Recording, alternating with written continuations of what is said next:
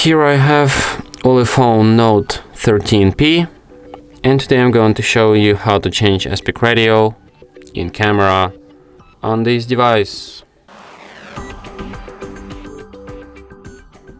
So firstly you have to open camera, then tap on the gear icon to access its settings, and here in picture size you can change its aspect ratios. So you basically have only two aspect ratios. You have 4:3 or just full screen photo. So yeah, but one with like 20 megapixels and another one with 8 megapixels for 4:3, and other ones with 10 and 7 megapixels for full screen. So yeah.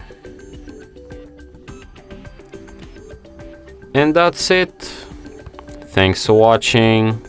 If you find this tutorial useful, don't forget to hit that like button and subscribe to our channel.